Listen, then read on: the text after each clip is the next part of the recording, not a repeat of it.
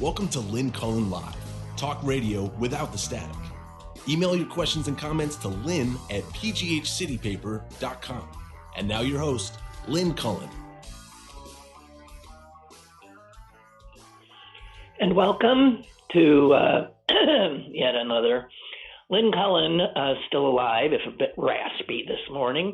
It's January 14th, the day after Donald Trump was impeached for the second time. I want to be clear about this. My bet is that he will also be exonerated by the Senate a second time as well.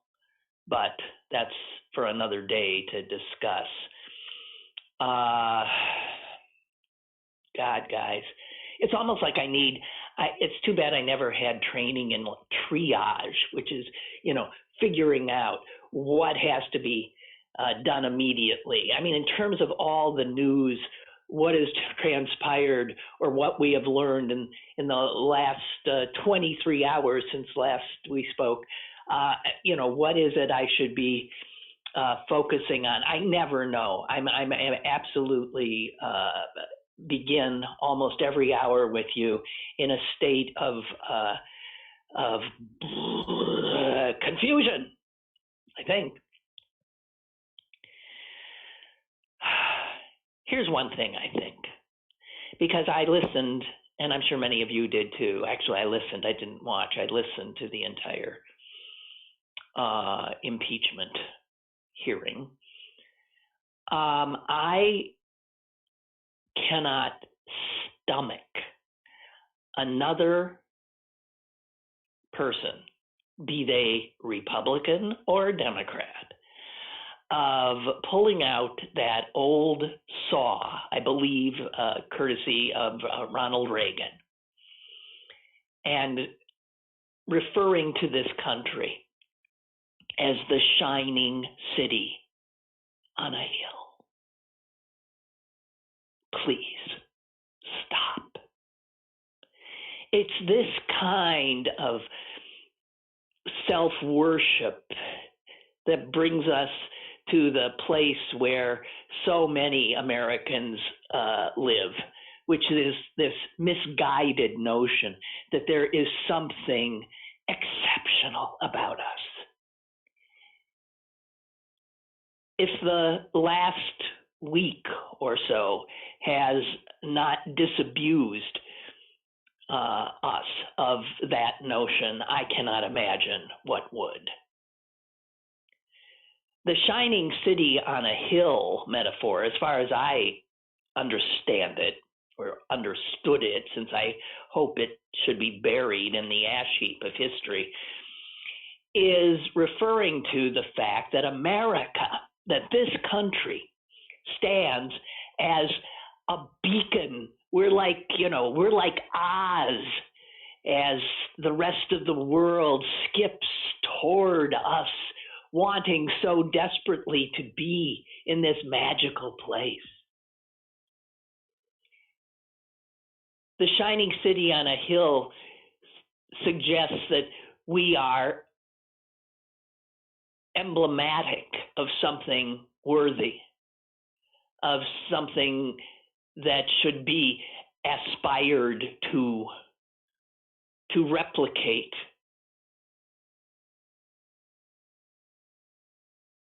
We are no shining city on a hill.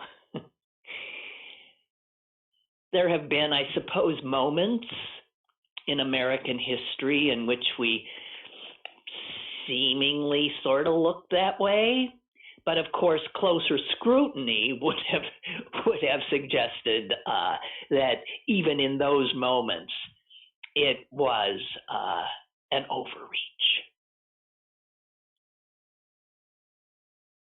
Historians are interesting people to listen to now. They who parse the past seem almost like me in their sort of inability to find words for this present. Here are some quotes. One of the nation's most venerable historians, Jeffrey Ward,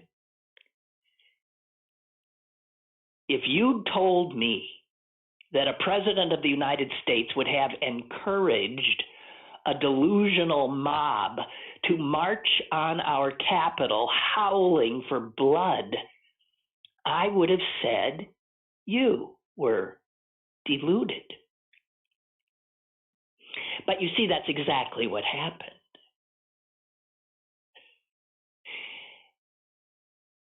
So those of us who remain deluded about what we are and what we have clearly become now need to try again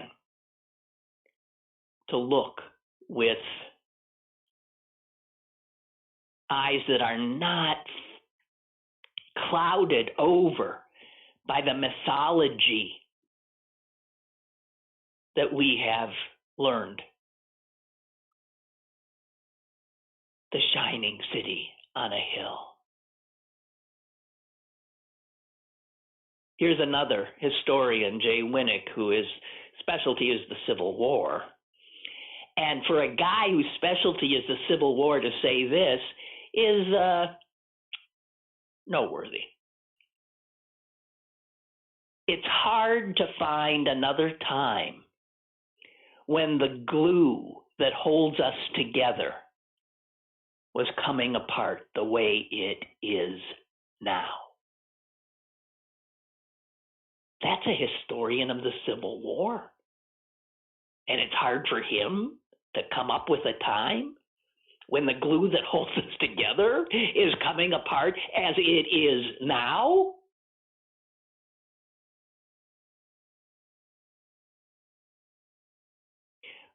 Well, armed troops have not been bivouacked. I love that word. Have not been bivouacked in the nation's capital since the Civil War. Think of that. Nations that are shining cities on hills do not have armed troops bivouacked in their nation's capital in the week before a peaceful transition of power, one of the hallmarks of the shining city on a hill.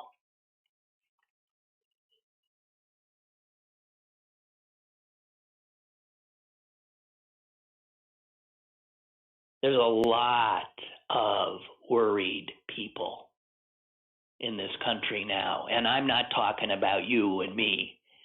The worried people hold positions in which they are responsible for safeguarding this nation. And their worry is palpable.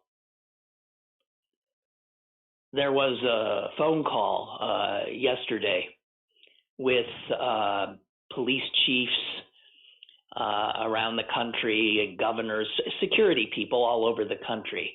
And everybody and their uncle was on this call, from FBI to Homeland Security to on and on and on and on. And one police chief said that he had never heard the level of concern that he was hearing.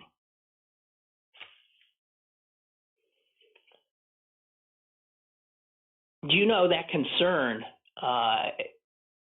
in part, is about the fact that we are still a nation in which Donald Trump's people are in charge? Think about that. And generally, they are people in charge who have not gone through the normal process of being vetted by the Senate, signed off on by the Senate. No, because Trump throughout put people who were loyal to him, who didn't necessarily have the qualifications to run whatever department they were being handed. He put people who were politically in line with him in those positions. And because they couldn't pass normal scrutiny, he let them serve as acting. And that's what we've got now. We've got these Trump loyalists acting heads, acting deputy heads, acting sub-deputy heads. And they're in charge. And the Biden people apparently are very concerned, and they want everybody to understand who, for instance, has the power, at what point. They want a detailed plan on what happens, get this, between 11:59 a.m. on January 20 and 12:01 p.m.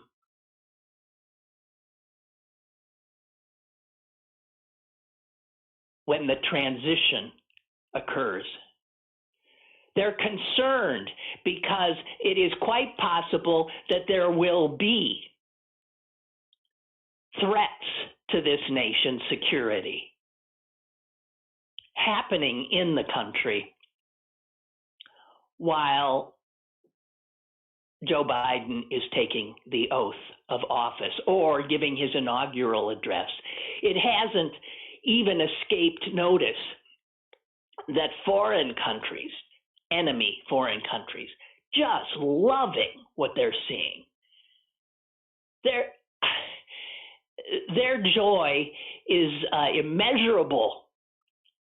But some of them, as we have learned, are very, very good at cyber attacks, right? And so there is a great deal of concern that some foreign actor is going to do something, who knows what, with our infrastructure, maybe even something sort of as pranksterish as making it impossible for us to hear what Biden is saying in his inaugural address. Stuff like that. But the reality that right now, as I speak, there are 3 times the number of American troops deployed in Iraq and Afghanistan and Somalia and Syria combined. There are 3 times that number in our nation's capital.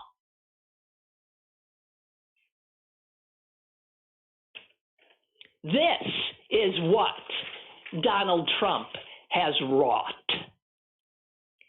And given that there were only 10 Republicans yesterday, after they and their colleagues ran for their very lives from this murderous mob,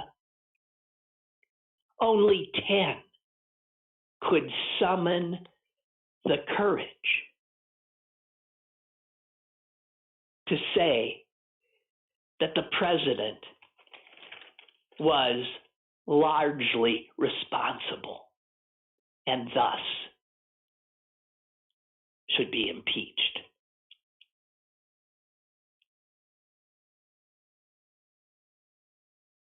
Stop and think about it. Stop and think about it.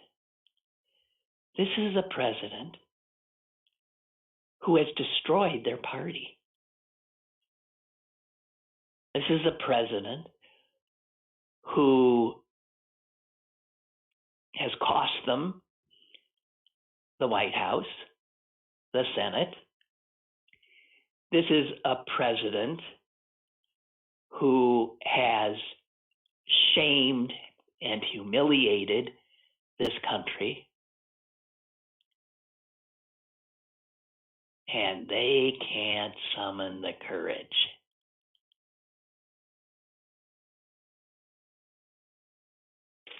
Now, we hear in their defense, by the way, before I go on to the vast majority of Republicans, I do want to say that the 10 who did summon the courage need to be remembered, need to be applauded. They would have that action alone, given the craven conduct of other members of their party, that alone puts them in the same company as those who JFK put in his very skinny little book, Profiles in Courage.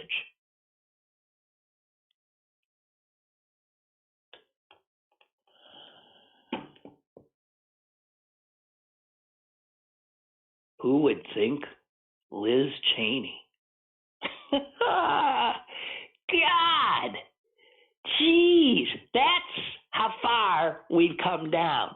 That Liz Cheney stands head and shoulders above other Republicans as a defender of our democracy. And she does.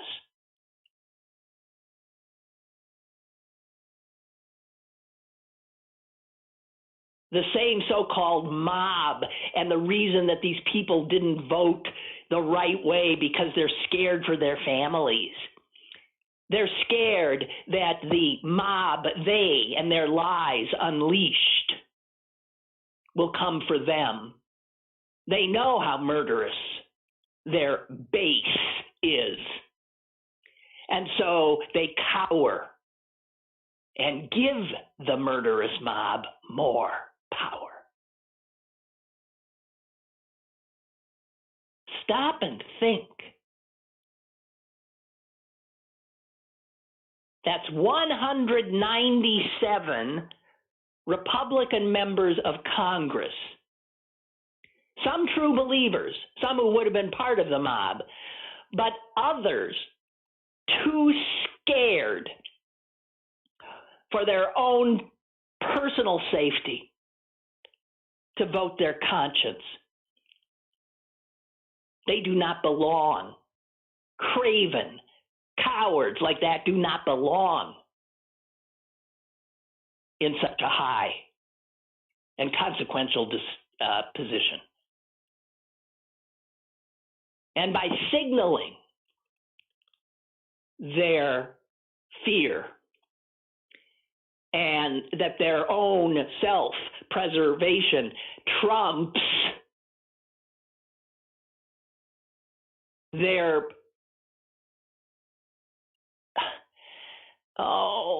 what am I trying to say? I hate that when my head goes. Trumps their doing the right thing. Doing the right thing for the country. Then they do not have the qualities necessary to serve in the Congress of the United States. They should resign. They should be voted out. Because what they've done is they've just told the insurgents, and they just told any other enemy of the nation, that they are easily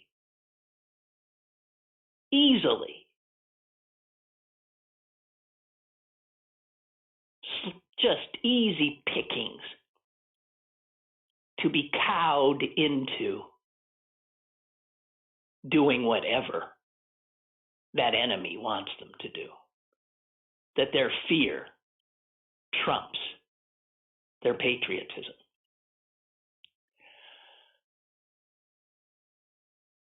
So we got their number. Oh, God. I'm sorry. Sometimes I hate it when I can't find the words. I just hate it. Yesterday I was listening to some, of the TV babblers, and I do I, I'm in awe of how many of them, most of them, and it's why they're in that position, can talk without the pauses that I just treated you to, for instance, because wow. Now, most of them have younger heads than I, and I suspect back in the day my head worked a little bit better. It is true that with age, by the way, Abe Lincoln, good God, man, he was rolling in his grave. Every Republicans are quoting him. If I heard one more time, the better angels of our nature quoted, I could die. Abe Lincoln, poor guy. Okay, I'm looking at your what you've been throwing up here, guys. Paul writes, yesterday I thought my head was going to explode with Trump being on TV everywhere. Then I stumbled upon something on Netflix that was quite entertaining, allowed my being able to escape. The new 2021 limited series, Pretend It's a City, with Fran Lebowitz and Martin Scorsese. Okay, I've heard that. She annoys me a little bit, but I'm sure. I mean, she's a piece of work. Thank you for that. That's what you were doing. I was being a good citizen and subjecting myself to every word, Republican and Democrat. Bree writes, did you read the story that said the White House has extended an invitation for Biden to stay at Blair House the night before the inauguration? Biden apparently has accepted. Do you think that's a good idea? Do you think? I think it's customary, isn't it? Kind of. Are you suggesting that the White House said, hey, Joe, come and stay in the Blair House, and then they're going to strangle him in his sleep? I'm sure that his security will manage that situation. But I have to tell you, with the fifth column, with true believers, with aiders and abettors, and people who cheered on the insurrectionists, holding positions of authority in our government, the odds of somebody, having access to Biden and other Democrats in the Congress, and a gun or something. There's no way we're getting out of this without seeing some political assassination. I am telling you that right now.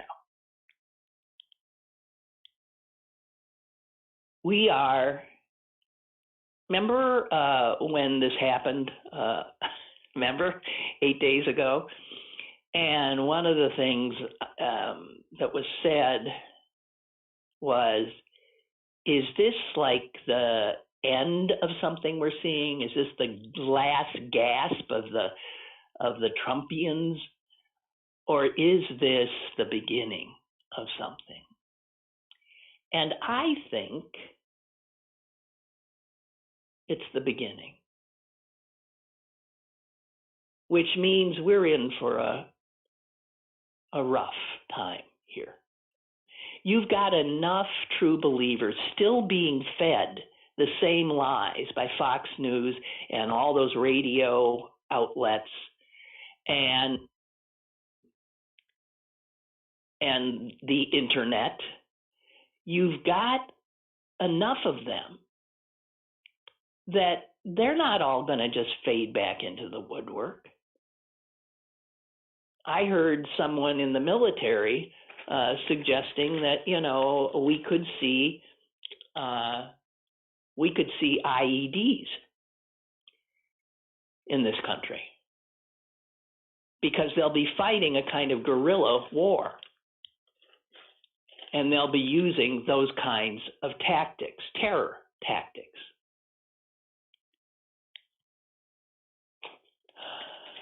I don't know. I don't know. John writes, please consider mentioning the Southern Poverty Law Center and their work on monitoring right-wing militia groups. Yes, they have done it, continue to do it, and do mighty work. It is true. Southern Poverty Law Center. I would argue, though, John, if you're suggesting people should, my father started a little family foundation. Believe me, it's small, but he wanted to give money to organizations that he felt were doing important work. And Southern Poverty Law Center was always something that his family foundation gave money to.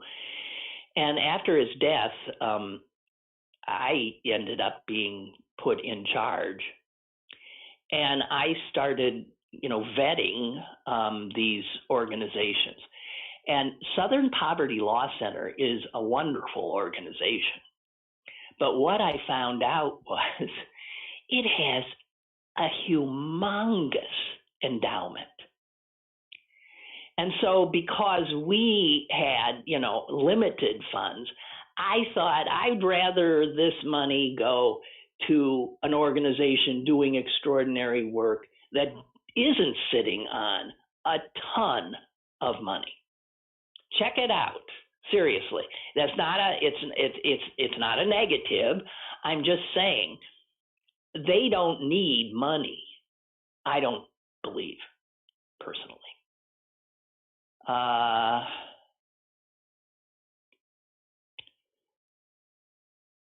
What is this? Oh, Barbara has noted that Nancy Pelosi wore the same outfit for this impeachment as the last.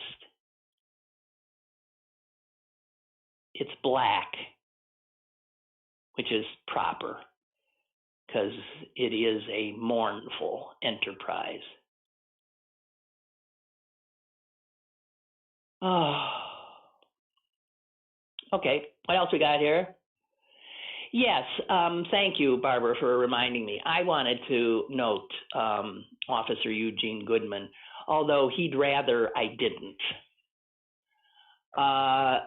Eugene Goodman is the Black Capitol police officer who we saw and have seen so many times just brilliantly protecting the Senate by appearing.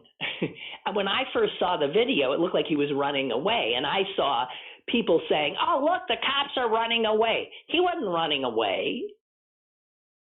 He was luring the group away from the Senate.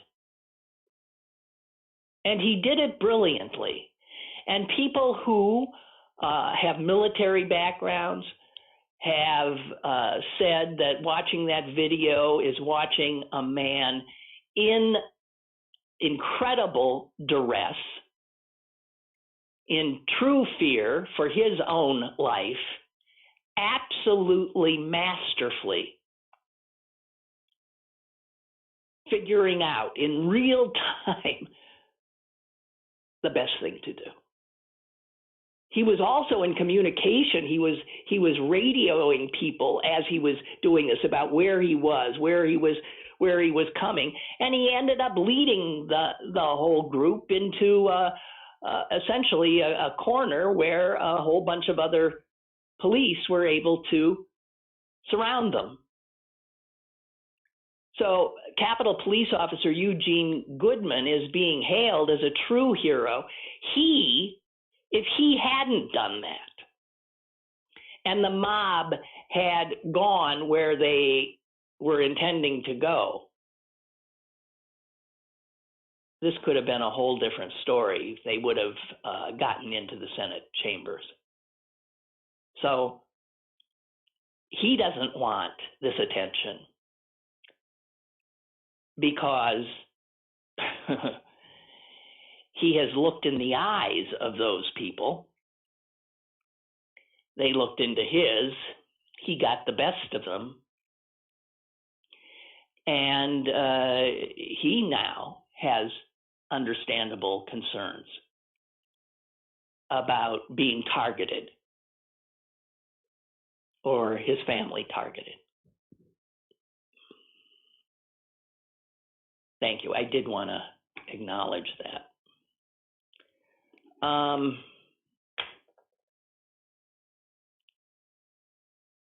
You know, somebody pointed out, we've got so many systemic problems that have become apparent during this Trumpian era.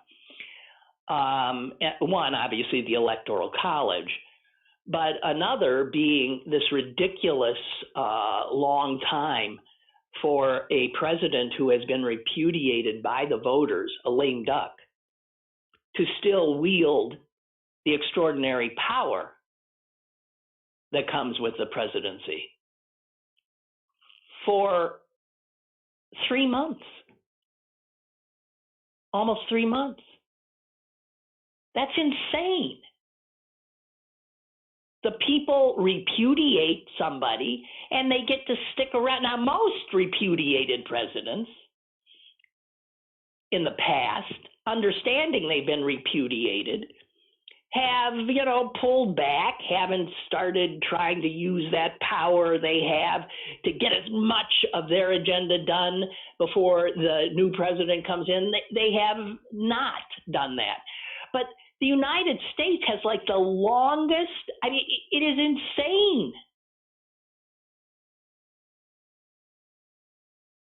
Now, like in a parliamentary system like the UK, my God, the new government takes over literally the next day. The moving vans pull up to 10 Downing and out goes one and in comes the other.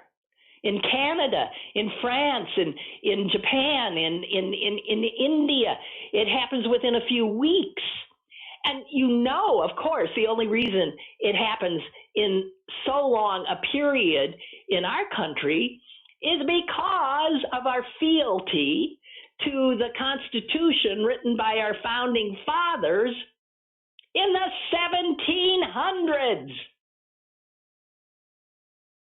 When it could take a real long time for news and information to reach everybody, and then to travel to Washington.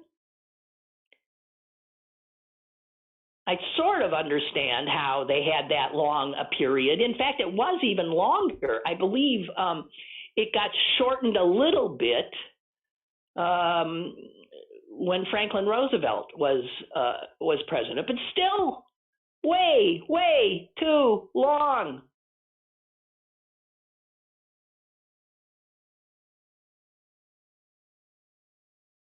And it's nuts. And the fact that we'd always had a president that was honorable somewhat, there is absolutely no justification for it now. And now we see when you have a dishonorable person holding the office, the kind of mischief that can happen. That needs to be dealt with. And then stop and think. Isn't something wrong if the United States has a president who has been impeached now twice, a disgraced president, still holding power, a disgraced president still holding power who never won the votes of a majority of the people of the country. Never. Not the first time he ran, nor the second. Millions more people voted against him. And this disgraced, impeached loser was able, aided and abetted by Mitch McConnell and the Republican Party, to appoint 1/3 of the Supreme Court, life tenure, and 1/4 of the federal judiciary, life tenured. I see some real problems there. I really, really do. Now, I know getting rid of the Electoral College would take quite a bit of doing, but my gosh, guys, we are seeing and we have learned the consequence of some of our system, and it ain't pretty. We have a caller.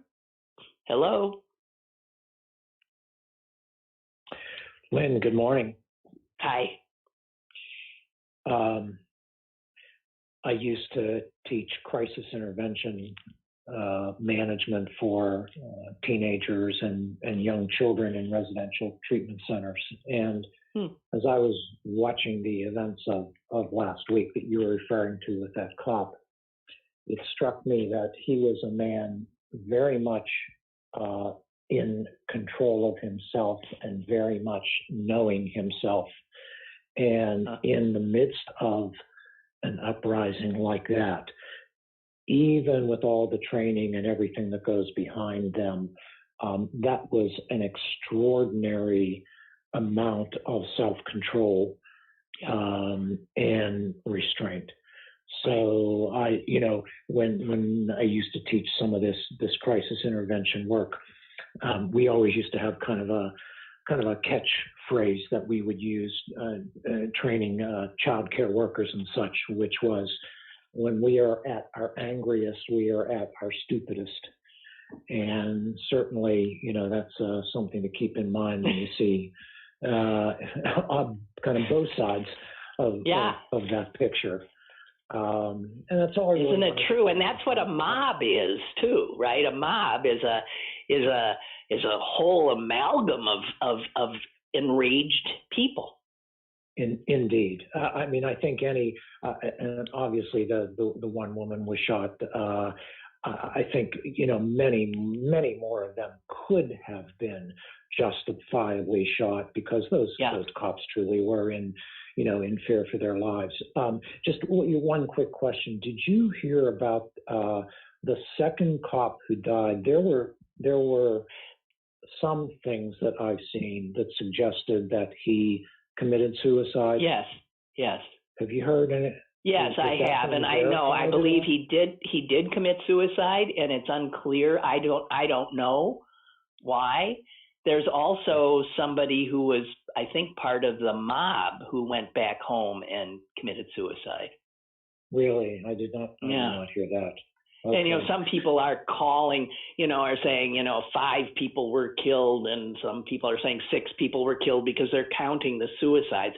But I don't know. I don't know. I don't know. Okay. Well, I'll leave you with a quote from our old friend Voltaire, if he hasn't been quoted on your show already. No. When they can make you believe absurdities, they can make you commit atrocities. Atrocities. Isn't that amazing? There it is. Is that not a quote for the ages, for our age? There you go. And I'll leave you with that. You take care. Thank you. You Bye-bye. too. Bye-bye. Yeah. Well, we have found out, heaven knows, how easy, I can't believe it, but how easy it is for people to believe absurdities. And now we're maybe starting to see, the atrocity part of that equation.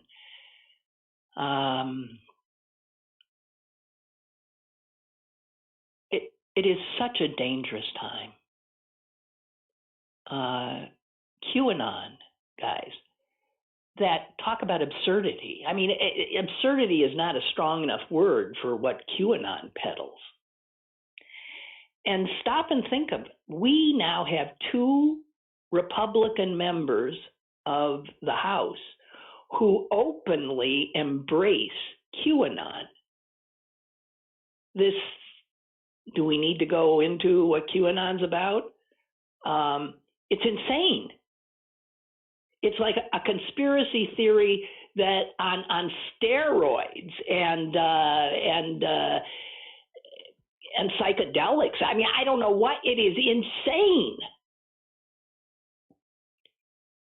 And when you look at the pictures of that mob, you see a lot of Q's. Q's on shirts, Q's on. That was QAnon, which just a few years ago was a laughable, understandably marginalized group of fringe lunatics. And now I'm not so sure it is incorrect to say they have the Republican Party in the palm of their hands, in the palm of their bloody hands. The Republicans are terrified of them, the monster they created. QAnon, triumphant.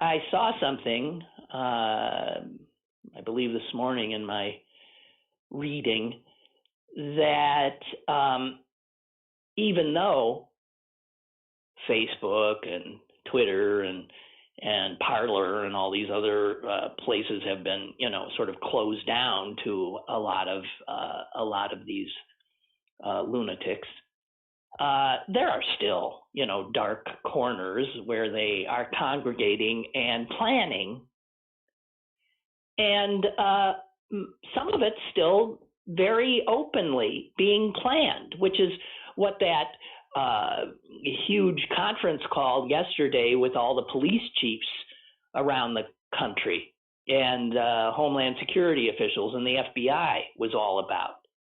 They are getting so much intel because it's just out there.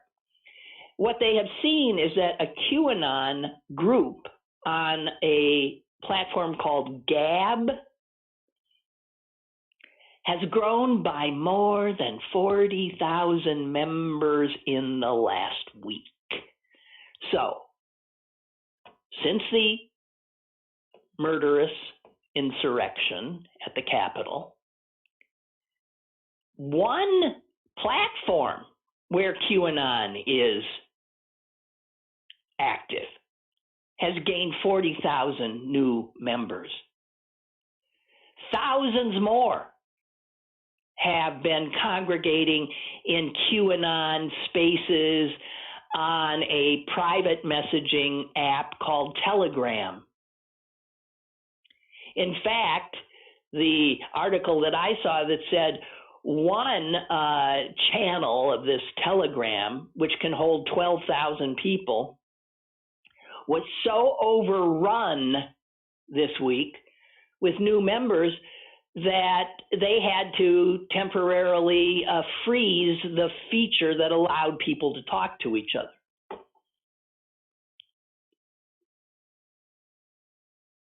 So,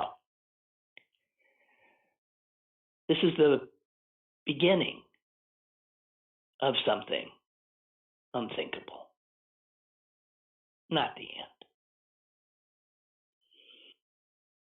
And I want to say that, Mitch McConnell saying he was pleased that the impeachment was happening is Mitch McConnell being Mitch McConnell. He is a master manipulator, just masterful. A manipulator of rules, a manipulator of media, a political operative that is extraordinarily masterful. I don't know that Chuck Schumer is anywhere near as capable in that regard as McConnell. And it's why I said at the very beginning, now that McConnell has played this pretty damn well for him and even for his party, right? He is not going to have to deal with the Senate trial that will have to occur now. And as I said at the beginning, I believe that trial will again fail to produce a conviction. I really do. God, I hope I'm wrong. And if you think McConnell, who knows, that he is as vile a character as ever slithered into a position of power.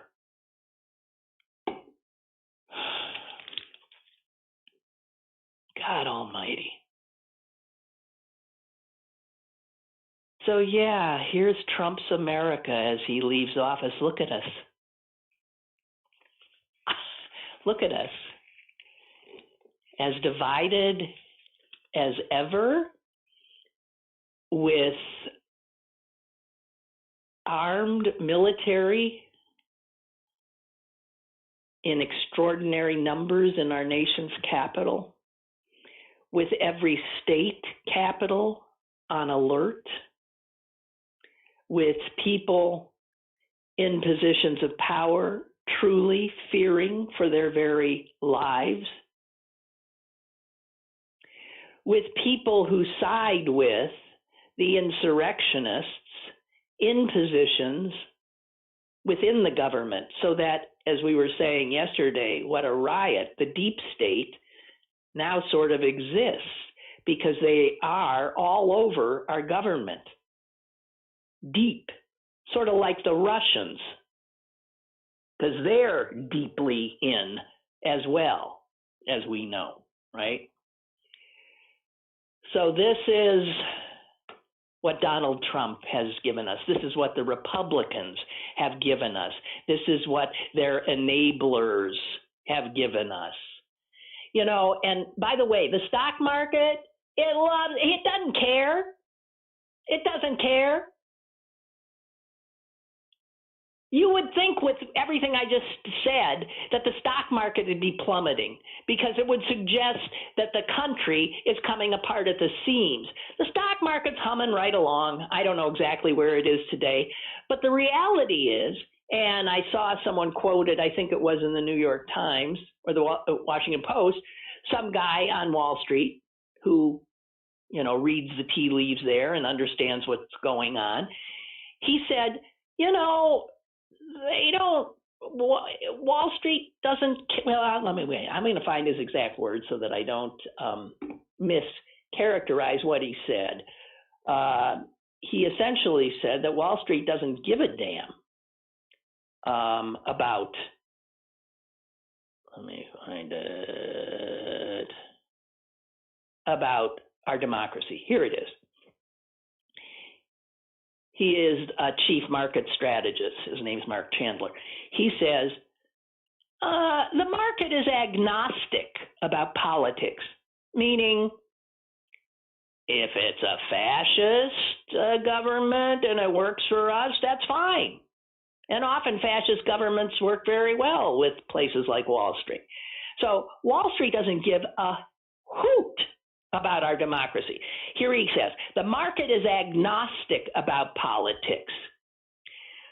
We like to think that democracy is better, but at the end of the day, investors don't seem to care so much about that. And let me remind you, that is democracy. So when we look at the enablers who brought us to where we are, also do not forget the Wall Street crowd, because they enabled Trump because Trump did what they wanted him to do. The Republicans always enable Wall Street. And since Republicans don't care much about democracy, as we have now learned, so it's a perfect partnership. The market is agnostic about politics. At the end of the day, they don't really care so much about the democracy teetering on the brink. No, just want to make more money. I have a caller. Caller, go ahead. Hello. How you doing? Hi. I'm sure. Okay. Yeah. I just want to say one thing about you were saying about Mitch McConnell. The difference between Mitch McConnell and Schumer is Schumer plays by the rules pretty much.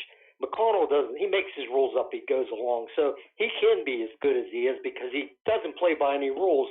He makes them up as he goes along. So you're giving him too much credit. He's a slime ball is what he is, and that's all he'll ever be.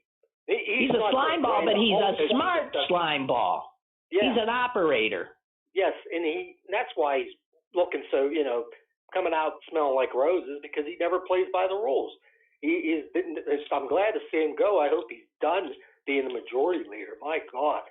Well, he is done being the majority leader, but he'll be the minority leader and he will have under him the same number of senators as Schumer has, right? It's going to be 50-50. He's going to have incredible power still. Yeah, it's and since Schumer's got senators under him, like Joe Manchin, you could argue that Joe Manchin makes it 51 for the Republicans in a lot of situations.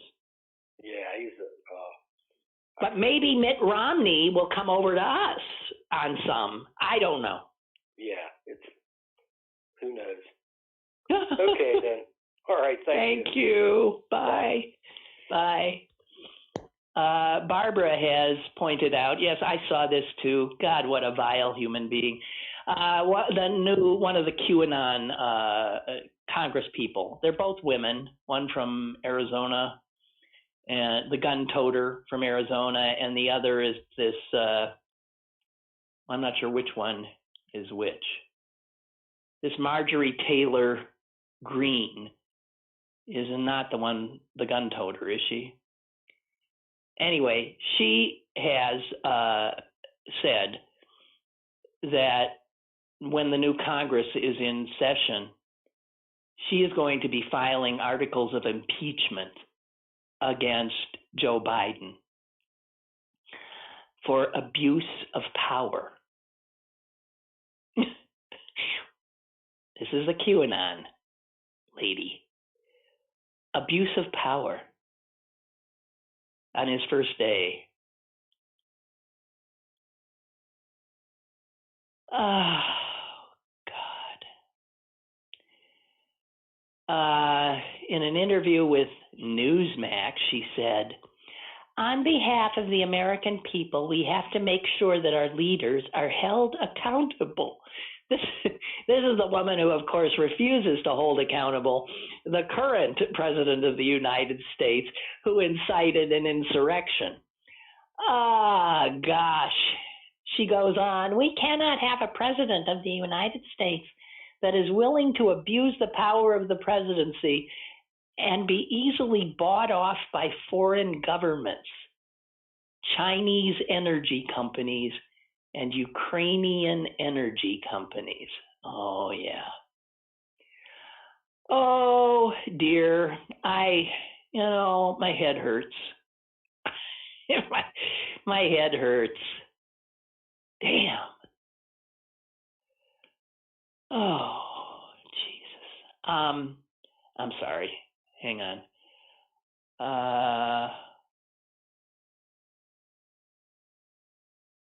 What? The president is reportedly refusing to pay his legal bills to Giuliani. Well, well, that's the best news I've heard in a while. He never pays his bills. And Giuliani should know it. All he does is stiff people and turn on them. You know, he was willing to have his vice president, his sycophantic vice president, strung up on Capitol Hill. Dear God, this is, well, I'm sorry, excuse me. That is the funniest thing I've seen. Of course he's not paying his bills. First of all, he has no money. Well, he still has a little. But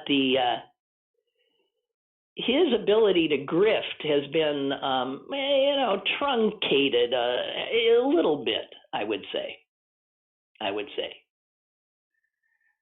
Oh, dear God in heaven. Okay. Well, guys, I don't know. You know, it's so funny. When I see something that I think we should talk about, I have, I'll cut it out of a news. Oh, that's what I want to tell you. I'll cut it out of a newspaper if it's a newspaper I'm holding in my hand. Speaking of newspapers you can hold in your hand, I don't know if you know that the Post-Gazette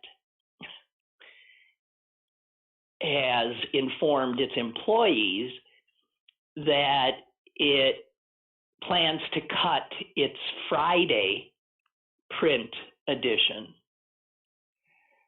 So there's only going to be two a week. The venerable Pittsburgh Post-Gazette, what it has come to under its current management. I imagine they'll obviously have the Sunday paper, and I don't know what the other day is. Must be sometime in the middle of the week.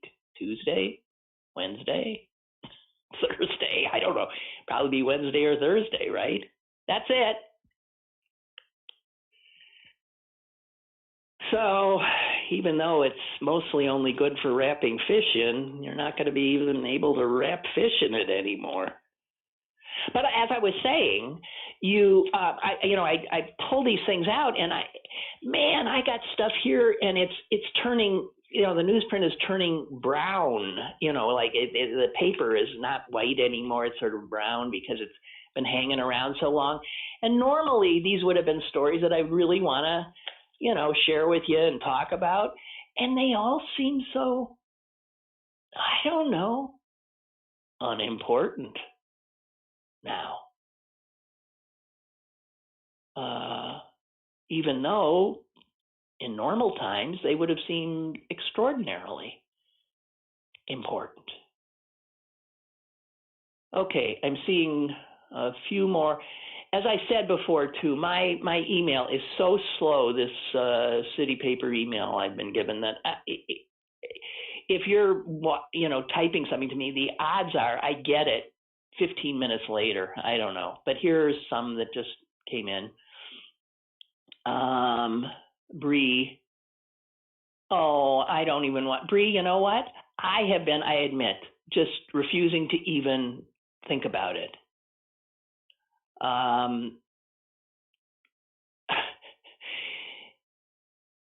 Bria sent me a really uplifting article, and it's the headline is "Humanity is hurtling into a ghastly future it does not comprehend. Scientists warn." Yeah, we are. And it will make our current troubles look like.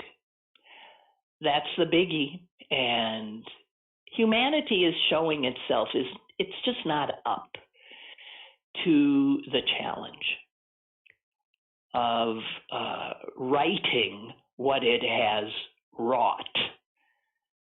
And that's not just speaking of the shining city on the hill. That's talking about the entire globe now. Human beings. we have befouled our nest, and we are going to destroy all living things. We're the other thing that Trump, before he gets out, he is. If you look at what's happened on the environmental level, in the last week. And it's not like, Trump's doing it. It's his people that he's put in who are wildly, crazily trying to kill as many birds and humans as they can before they, rolling back so that our skies will be more polluted. I mean, it's just they can't kill enough because they worship mammon. They see opportunities for money, and they think anything that stands in the way of that, be it life or it doesn't rise to anything that they find worthy of protection. Oh my God. And Sue's telling me there are some efforts to impeach Obama.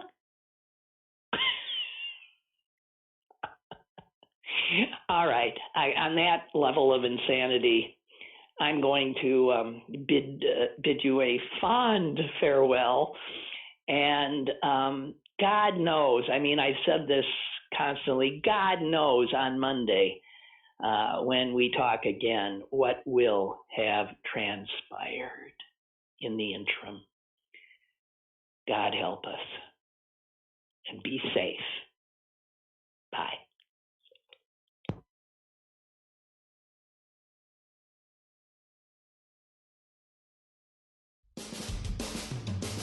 Lynn Cullen Live, Monday through Friday from 10 a.m. to 11 a.m. and archived at pghcitypaper.com.